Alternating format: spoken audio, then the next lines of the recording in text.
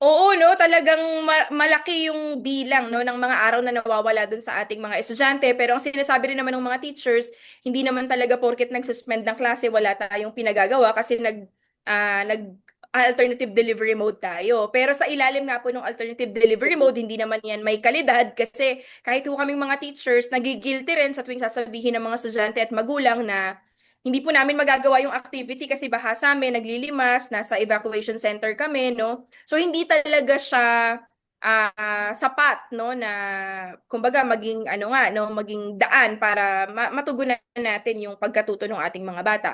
Ang sinasabi rin namin sa DepEd, kailangan nyo nang mag-assess kung tama ba itong three-term school calendar kasi ang pangako na ang DepEd, ito ang tugon sa 58 lost days natin nitong nakaraang school year. So, hinahamon natin yung Department of Education ngayon na mag-conduct na ng assessment at isama dyan yung mga teachers natin, yung ating mga stakeholders no, sa loob ng mga paaralan kasi malinaw, hindi talaga yan yung solusyon. Sa totoo lang, mas bumigat pa nga sa bahagi ng teachers yung ganitong forma ng pagbabago ng Freedom School Calendar. Patunay na hindi talaga magiging epektibo yung mga top-down approaches natin sa policy making dito sa edukasyon.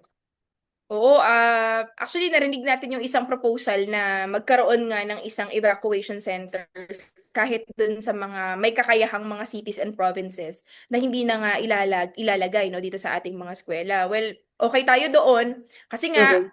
pagka ganito, ang hirap talagang magsimula kasi maglilinis Mhm. pa yung ating mga teachers. Tapos yung mga teachers din natin and personnel sa school, automatic nagiging DRRM coordinator, nagvo-volunteer din sila without extra pay.